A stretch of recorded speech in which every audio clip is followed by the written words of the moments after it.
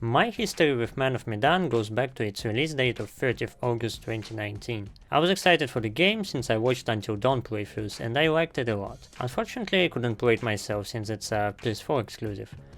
But why am I even mentioning Until Dawn here? It's because Man of Medan, or the Dark Picture series in its entirety, was made by the same studio, Supermassive Games. Kudos for the name, by the way, shows that the guy in charge is a true gamer. So, back then I first watched a playthrough, because I didn't know the game is on PC. And when I found out it's on PC, I immediately took a look at its price on Steam, and was shocked. Why, you might ask? Well, the length of one playthrough is almost exactly 4 hours. And even though the game is beautifully done, it was just not enough for people to pay $30 for it, which also caused a fair amount of backlash and mixed reviews, but we'll talk about game's features in a minute. I myself was hesitating for maybe a couple months, but then gave in and bought it following the promise of the second playthrough being much different from the first one, because they are divided into 2 separate game modes that are supposed to differ, increasing the game's length to basically 8 hours, or maybe 10 if you really want to dive into finding certain secrets. Just as you usually do, I installed the game and tried playing it, and this happened. Probably the second worst thing that can happen to your freshly bought game after playing it for 2+ hours and having it break. It broke on start. And what I mean by that is the game intro and all the credits to creators and stuff, as well as main menu, took maybe 10 minutes to load, because the game was just capped at 1 FPS. Of course I rushed to the forums to find out what's wrong and how to fix it, and apparently it was to do something with the TCP/IP and NetBIOS settings, which is extraordinary at least. Honestly, for me that was too much of an inconvenience, considering I paid maybe not $30, but still a significant amount for this game, so I charged back and reported this issue. I was actually surprised to see that they noticed my report and replied to it. It gave me a hope that they'll fix it in the nearest patch, but in actuality nothing came out of it for the next couple months and I just gave up hope. Until this August I once again remembered this game exists when they came out with the announce of the next Dark Picture series game, Little Hope. And this time I have no idea what I was thinking, but they were offering the pre-order of Little Hope in a bundle with Man of Medan for $45, which is cheaper than just buying 2 games, and even cheaper than that because I'm in Russia, so I decided to give it another chance on stream. Everything I make a review on I stream at twitch.tv/arstad1, so if you are not following me at twitch.tv/arstad1 yet, go and follow me, cause you are missing out on games such as these ones. Thank you. So, it's hard to talk about this game without spoilers, since it's an interactive story and the most gameplay you get is walking around looking at stuff and pressing QTEs. Oh no! Shit, my hands were off keyboard. You can skip to this timestamp to hear the conclusion. The game's plot is based around the real myth of a ship called Man Medan. Retelling the original story will take quite some time, so in a nutshell. In June 1947, 2 American ships in the Pacific Ocean receive a distress signal from the nearby Dutch merchant ship Man Medan, which read, "SOS from Man Medan, the whole crew is dead." Later they receive another message that simply read, "I die." And it was the last one. After they found the undamaged Man Medan anchored in the middle of the ocean, they boarded for the rescue mission and found the whole ship littered with corpses, with mouths and eyes gaping open, staring straight ahead. No survivors located and no visible injuries on the dead bodies observed. Just as the ship was prepared for a tow to a nearby port, a fire broke out in the ship's number 4 cargo hold, forcing the rescue crew to evacuate, thus preventing any further investigation to be carried out. Soon after, the Man Medan was witnessed exploding before finally sinking. That's a pretty cool horror story with a lot of potential for speculation. I'm not gonna dive into existing conspiracy theories since this video is not about that. You can look up the whole story with all the details yourself if you're interested. The game's story holds up a bit differently though. First, the game's ship is American and instead of being merchant is actually military. Second, we have an exact replication of what happened on the ship from the get-go. Third, the SOS signal was picked up by US military and the rescue plane was sent. Bliss, we found a plane! Yeah?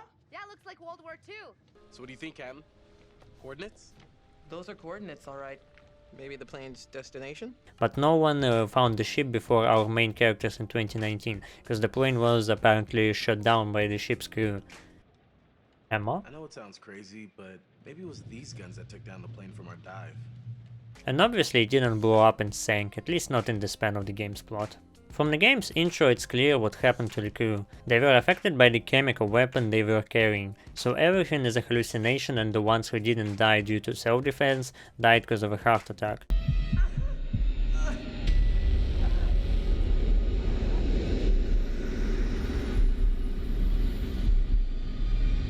And that's honestly my first issue with the game. The main plot twist was made obvious in the very beginning, and the whole thing of healthy young army man dying of a heart attack because of a big scare is ridiculous to me. Oh, damn it, Buckley. Is that our Last time I saw him friend? in the mess hall, he was fit as a fiddle. Maybe you can justify it by saying that it's really the chemicals that killed them, but I'd say it's a stretch, since the actual purpose of it is made clear to be just a hallucinogen. Because you know that everything is not real and there is no supernatural in the game, the real threat is only you screwing up something. No, Brad doesn't believe in this. Brad does not believe in this, I'm not attacking. Since it's not hard to save all characters if you press the buttons well enough. Which I didn't, Lemao. Indeed, brother and sister, I didn't know that. Oh. I failed this shit on the first playthrough and again! It got me again! You can just dodge attacks of the monsters and not attack them in return, and eventually you'll find out it was your friend all along. Phew. Look at me! It's Bliss! See, it's Bliss! Knowing how the game played out, I can't really complain about the story being too short because there was not much else to tell. It started and then wrapped up in a harmonious way, even if they made controversial decisions about the plot points themselves. I really liked all the characters. Great believable acting combined with outstanding visuals make you forget that you are playing a game and actually enjoy it as a movie. My least favorite character was probably Alex, but even him I didn't hate. Parts were not just bad to be bad, they felt like real humans trying to achieve a certain goal. That's how villains should be written in my opinion. There is no harm in just talking. You wanna talk? Keep the volume down. My guy should stop doing that. Everything's better when we help each other out. You get that? Hey! It's pitch black in here! Give us a light!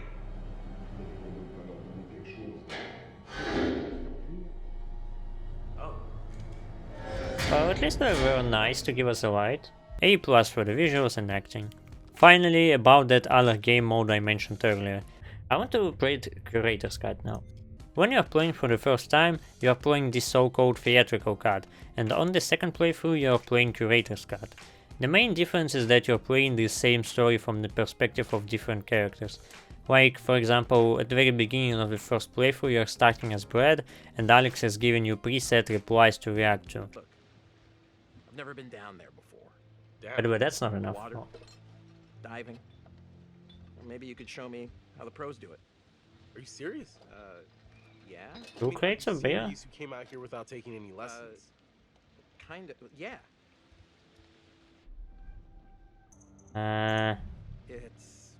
It's what?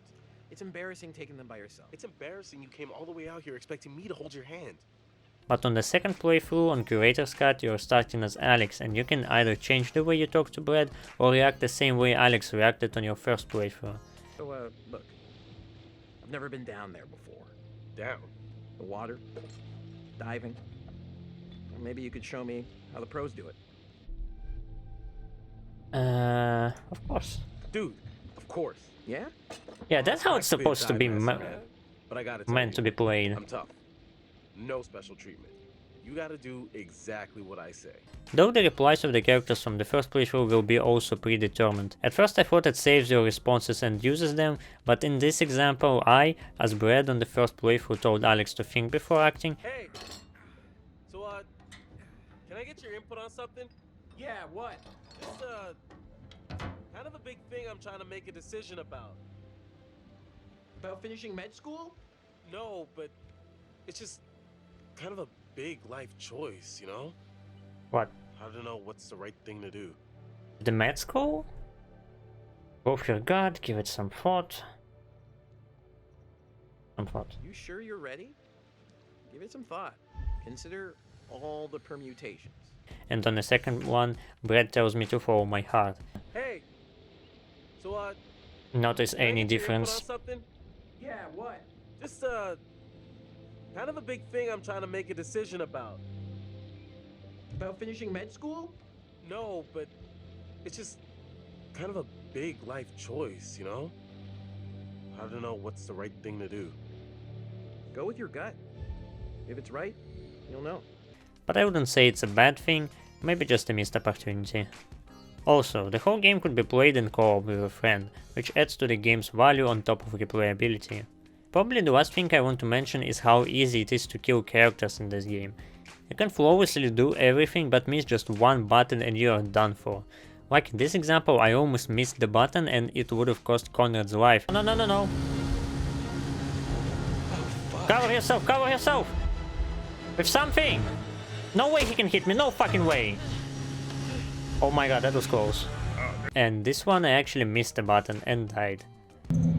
It's Fleece. Nay! Oh no! Really? I missed just one! Oh fuck, I missed one! One button. Oh. The most infuriating part though is this one where you have to close the gate and cut Olsen off your friend, but it's so unclear when to pull the lever. Smashing, I know.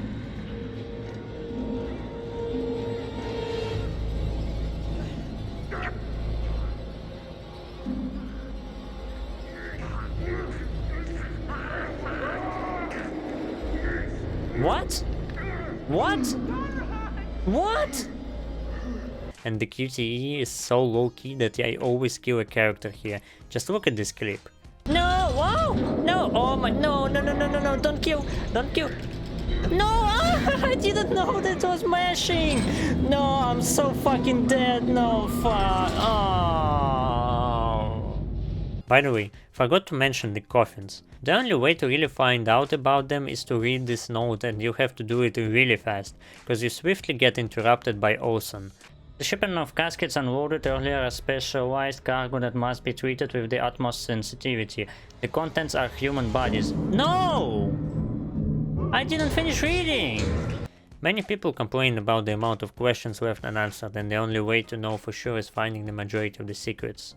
In conclusion, I want to say that the game has outstanding visuals, a pretty good story with a couple flaws, replayability that might seem unnecessary, but actually impacts the story you went through significantly, and all that with co-op.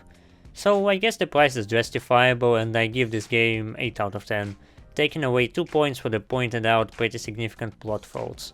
But in general I could recommend this game for a Friday night fun with your friends. So, that is it for Man of Medan, the first game of Dark Pictures anthology. October 30th they're coming out with a new game, Little Hope, which is gonna be similar to Man of Medan, but it will be in a completely different setting, with a completely different story and completely different characters. But I'm pretty sure it will be just as good, if not better. I'm pretty sure they will learn something from the experience of Man of Medan. I'll be streaming it at twitch.tv/arted1, be sure to check it out. Follow me, maybe. And don't forget to leave your feedback in the comments. I'm very new, so I'm looking for any sort of criticism you can give me. If you enjoyed the video, be sure to subscribe, do not miss the next one. But that is it for me for now. Thanks for watching, guys. I'll see you in another video. Bye.